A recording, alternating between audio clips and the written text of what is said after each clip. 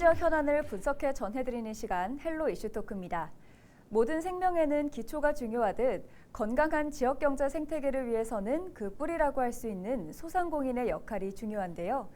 여기에 매년 새로운 콘텐츠로 부산 소상공인을 지원해서 지역 경제 활성화에 큰 역할을 하고 있는 찾아가는 소상공인 해결사 지원 사업이 올해도 시작돼 이목이 집중됩니다.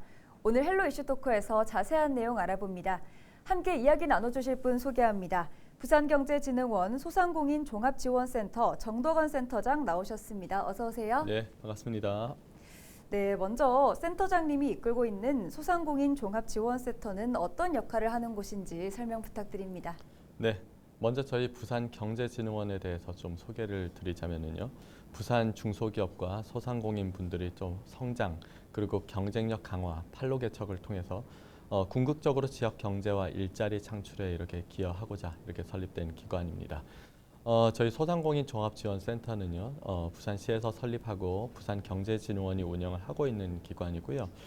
저희들의 역할은 우리 소상공인 분들이 경영을 좀 잘 하실 수 있도록 도움도 드리고 또 경영 과정에서 직면하는 여러 가지 애로사항들을 좀 이런 해결해 드리기 위한 그런 센터입니다.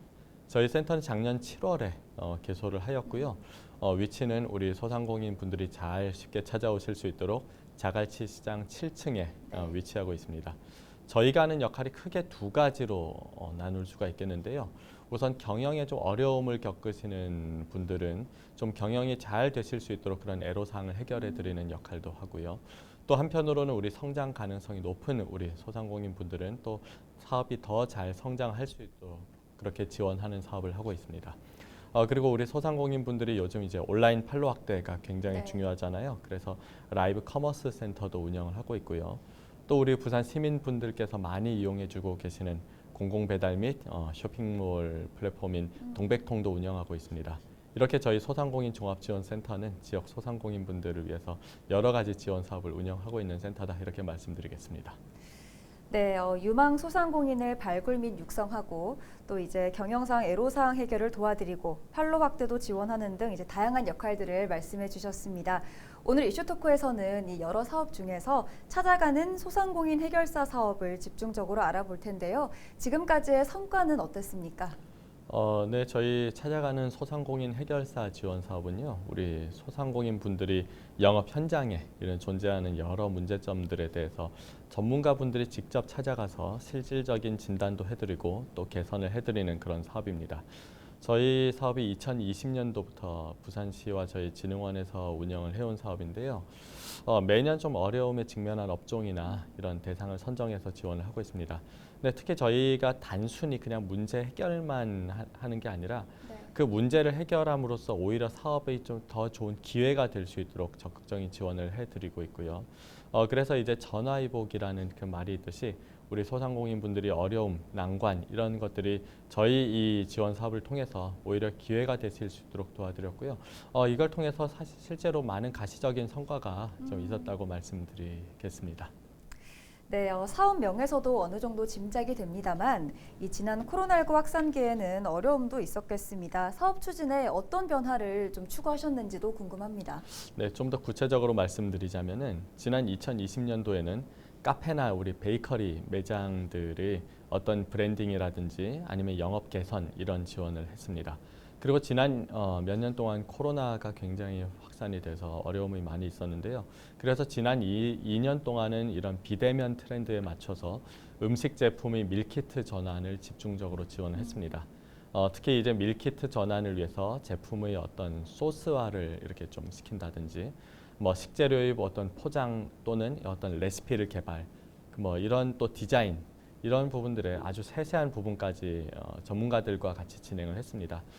뿐만 아니라 이제 개발된 제품들이 또 판매가 돼야 되잖아요. 그래서 우리 배달의 민족하고도 협업을 해서 판매전을 하기도 했고요. 또 지역의 유통기업인 서원유통하고도 협업해서 탑마트와 연계한 어떤 제품 홍보전을 하기도 했습니다. 이런 결과로 지난 2년 동안 한 14개 정도 업체들이 아주 성공적으로 제품을 밀키트로 전환을 했고 그리고 또 어려운 시기임에도 불구하고 매출도 많이 늘어났다라고 해서 저희들은 아주 기쁘게 생각을 하고 있습니다. 네, 올해 초부터 이제 코로나 엔데믹 시대에 접어듦에 따라서 센터도 또 부산 소상공인도 이번 사업에 더 기대가 많을 것 같은데요. 올해 사업은 그럼 어떤 내용을 담고 있는지도 궁금합니다. 네, 그 부산엔 오래된 가게들이 정말 많이 있습니다. 네. 우리가 뭐 흔히들 노후된 가게라고 해서 노포라고 부르기도 하죠. 하지만 자세히 들여다보면 오랫동안 이제 운영한 세월만큼 점포들마다 이렇게 좀 다 개성도 뚜렷하고 재미있는 이야기들도 좀 많이 있는 그런 경우들이 많았습니다. 특히 요즘처럼 이렇게 폐업이 많은 시기에도 이렇게 오랫동안 묵묵히 이렇게 한 자리를 지키고 있는 것이 얼마나 어려운 일이겠습니까? 그래서 올해 해결사 지원 사업은 우리 주변에 있는 오래된 이런 음식점들이 그냥 단순히 오래된 가게, 낡은 가게가 아니라 좀 이렇게 한 자리를 오랫동안 이렇게 지켜온 장인으로서 좀 이렇게 인정을 받으실 수 있도록 리브랜딩 이런 사업을 중점적으로 지원해드리려고 합니다. 또 오랜 기간 동안 매장을 좀 운영하신 사장님들께서 좀 디지털 이런 온라인 이런 것과는 조금 이렇게 친숙하지 않은 분들이 많아서 네. 저희들이 이런 온라인 전환이 좀 어려운 점들이 있어서 이분들만의 고유한 이야기들을 좀 콘텐츠로 만들어드리는 이런 작업도 해보려고 하고 있습니다.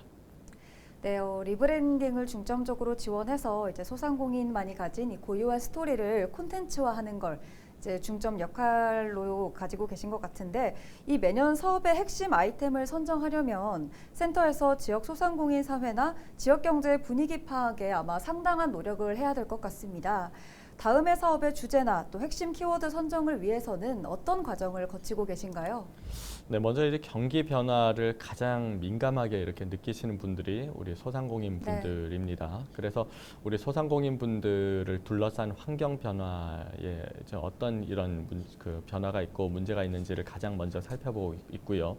그 외에 또 이제 정부나 부산시 어떤 정책적인 기조의 변화는 없는지, 그리고 또 우리 소상공인과 부산이 직면한 어떤 현황이 무엇인지 이런 것들을 살펴보기도 합니다.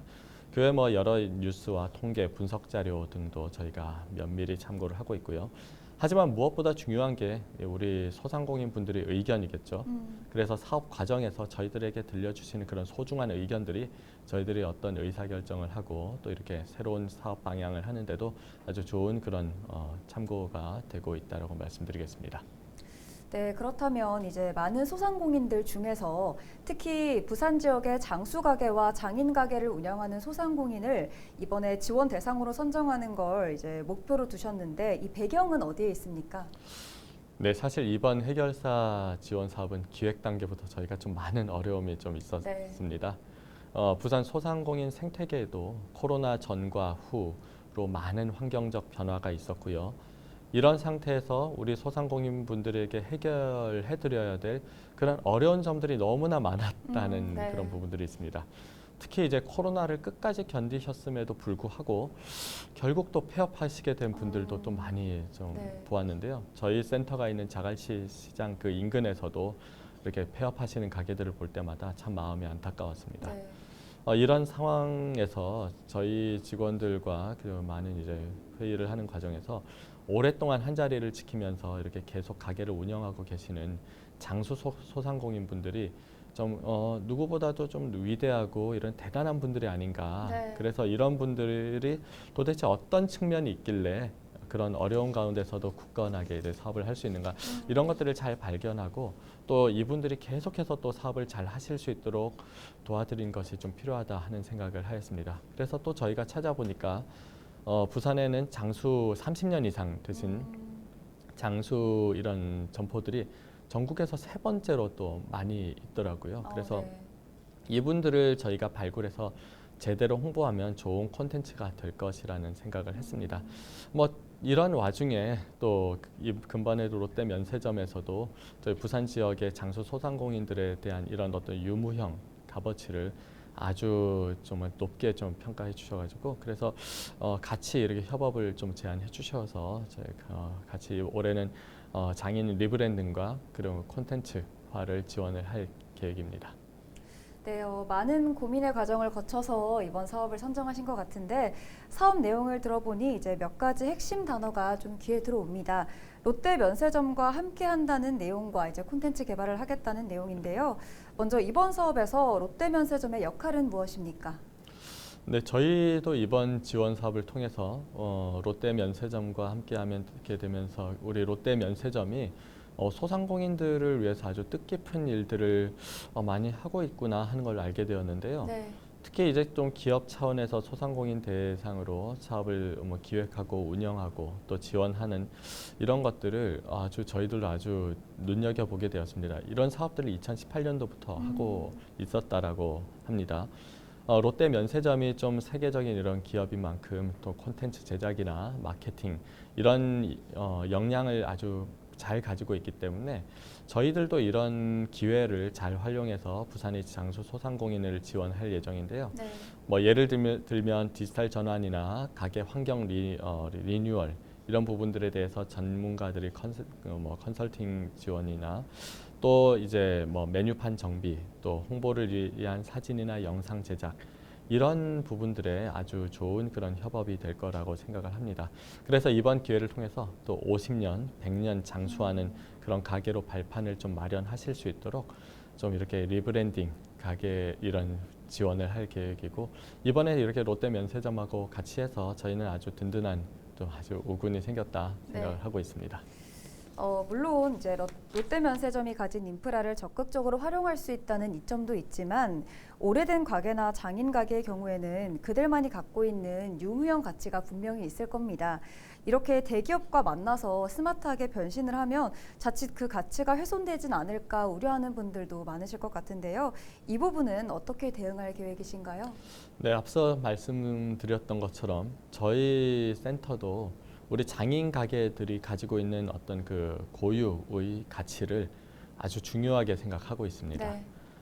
오랜 세월 동안 쌓아온 그런 어느 가게와도 비교할 수 없는 그런 값진 경쟁력이잖아요. 그래서 이번에 저희가 지원을 하더라도 우리 장수 소상공인이 가지고 있는 고유한 가치가 훼손되지 않도록 저희가 그 고유한 가치 자체를 콘텐츠로 이렇게 저희가 개선을 하고자 합니다. 네.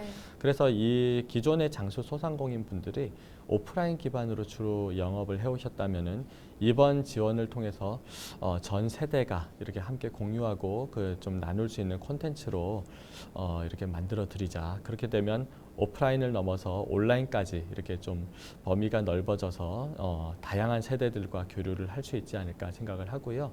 또 소상공인 분들뿐만이 아니라 그 장수 소상공인 인근의 어떤 소상공인 그러니까 인근 상권이겠죠. 네. 그리고 우리 부산 시민들 그리고 부산을 찾는 관광객들 이런 다양한 구성원들이 이번 지원 사업을 통해서 좋은 시너지를 낼 수 있지 않을까 저희는 그렇게 기대를 하고 있습니다. 네, 장인 가게가 가지고 있는 이제 본래의 가치는 보존하면서 그 가치를 리브랜딩 전략을 통해서 디지털 활용도도 높이는 방식으로 도움을 주자는 걸 말씀해 주셨습니다. 그럼 롯데 면세점과의 협업으로 이제 센터에서는 어떤 시너지 효과를 기대하고 있는지도 궁금합니다. 네. 네, 아무래도 저희 부산경제진흥원은 우리 부산에 대해서 또 우리 소상공인들에 대해서 잘 아는 기관이고 또 저희가 가지고 있는 여러 가지 지원 기능과 역량이 있습니다. 하지만 또 반면에 민간 기업이 가지고 있는 전문성과 특화성 이런 부분들은 저희가 또 많이 필요로 하는 그런 네. 부분인데요. 이런 부분에서 롯데 면세점이 또 국내외 홍보 마케팅 이런 데 아주 강점을 가지고 있는 것으로 알고 있습니다. 그래서 저희들로서는 이번 협업을 통해서 의미 있는 성과를 낼 수 있을 것으로 기대를 하고 있고요. 이런 소상공인 분들을 위한 또 지원 프로그램들이 또 아무래도 공공적인 분야입니다. 그래서 기업의 수익 사업으로는 좀 보기 어려운데 롯데 면세점이 가진 어떤 역량과 또 그런 자원을 잘 활용해 주셔서 이번에 좀 소상공인 분들에게 지원이 된다면 아주 좋은 기회가 될 것 같아서 저희들도 참 이번 기회에 아주 감사하다는 말씀을 드리고 네. 싶습니다.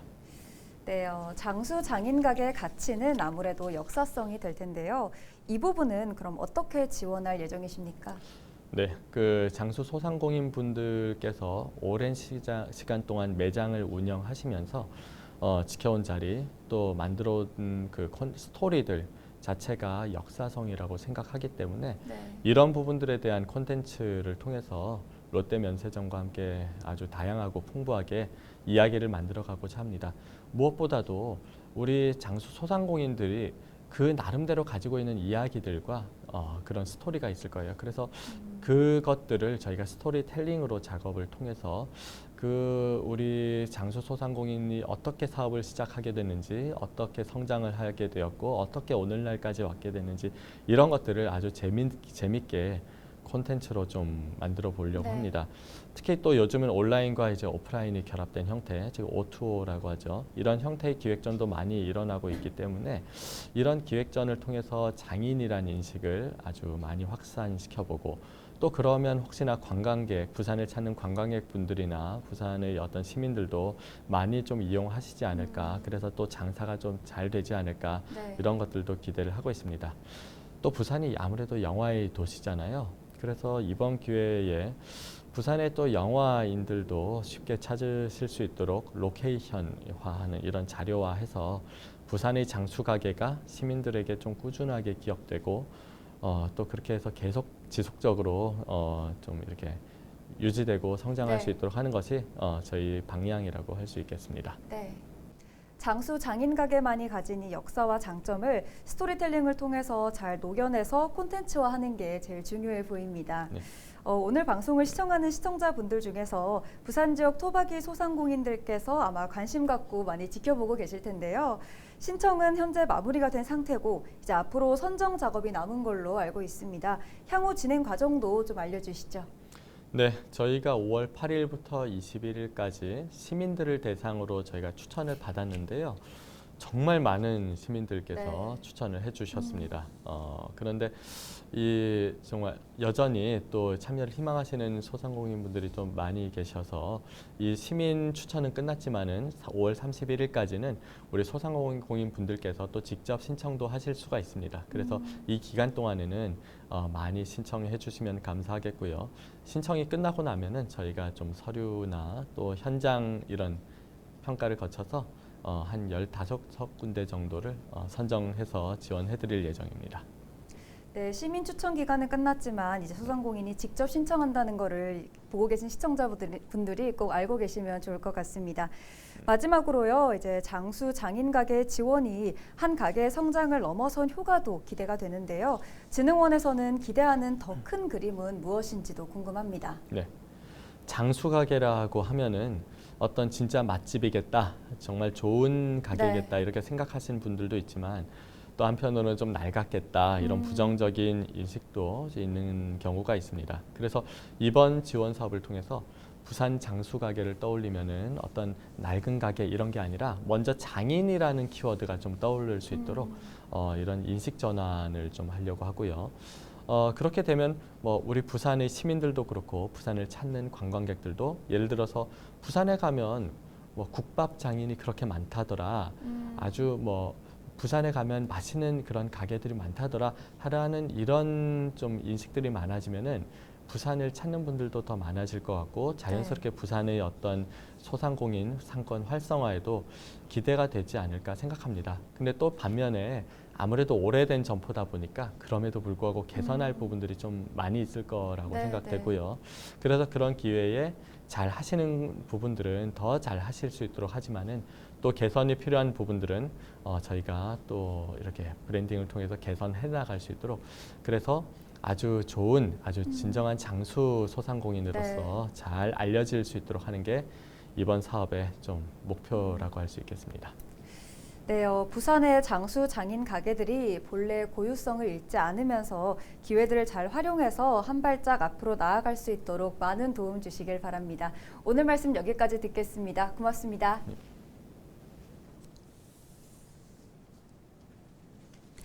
오랫동안 명맥을 유지하며 고객의 사랑을 받아온 부산의 장수 장인 가게가 찾아가는 소상공인 해결사 사업으로 더욱 의미 있는 명품 가게로 태어나는 출발선에 서 있습니다. 소상공인 종합지원센터의 포부가 그대로 스며들어서 부산의 자랑이 될 가게의 탄생으로 이어지길 기대하며 오늘 헬로 이슈 토크는 여기서 마무리합니다. 오늘 방송은 헬로티비 뉴스 공식 홈페이지에서 다시 보실 수 있습니다. 시청해주신 여러분 고맙습니다.